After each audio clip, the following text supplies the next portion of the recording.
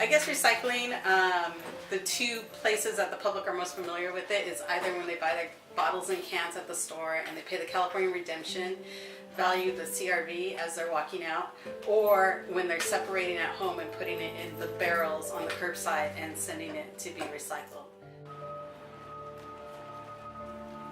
Curbside recycling in California for residents is mandatory, and so you have your separate, there's two ways to do it. There's the clean MRF and the dirty MRF.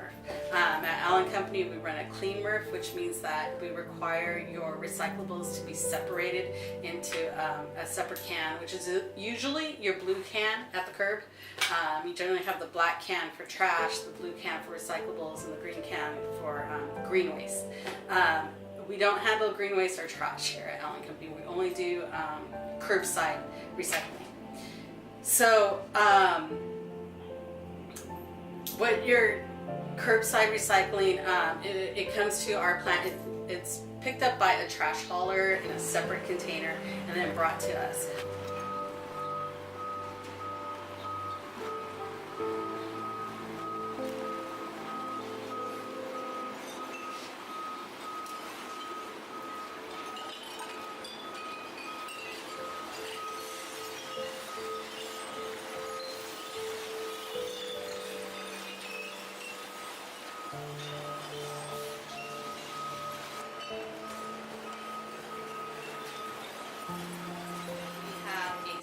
That has eddy currents and magnets and opticals, and then staff that helps sort the materials so that we have our different papers, our mixed papers, our cardboard, aluminum cans, plastic bottles, divided by grade.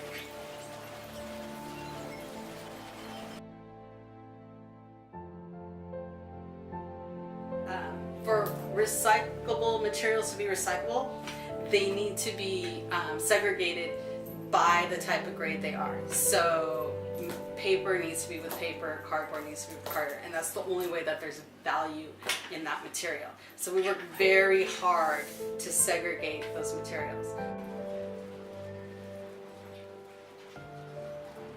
So essentially the recycling from the beginning to end, you get it, you put it in your container, it comes to us, we process it through eddy currents, which send light things up and heavier things down, and opticals that can see if it's glass or plastic, and then magnets to pull metals out, and then final hand sort, we bale it and then we ship it to the end user, whether it's domestic or export. I've been in the recycling business since 1963, about 54 years. I operate a number of collection facilities in California.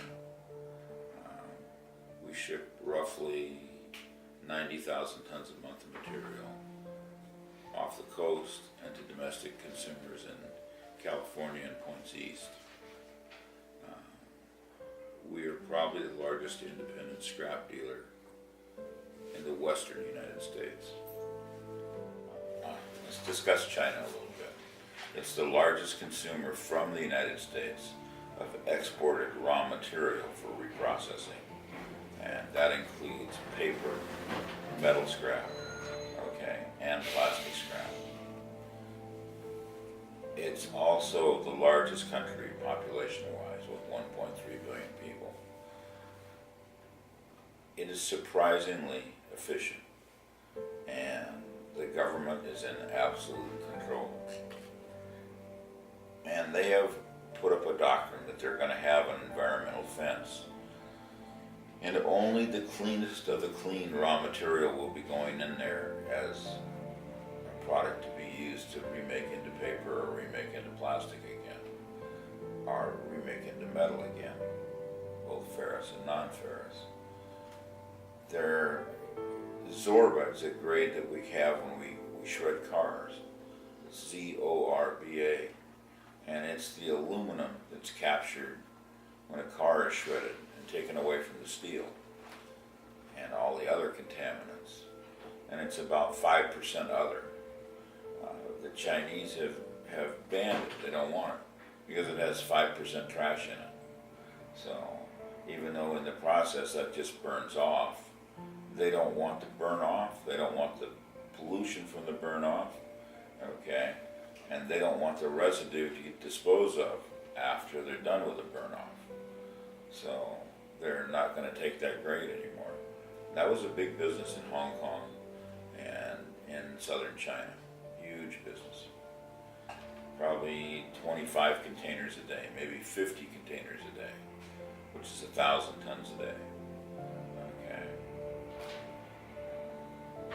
The Chinese government's very serious about cleaning up the air pollution, cleaning up the water pollution, and cleaning up the environment.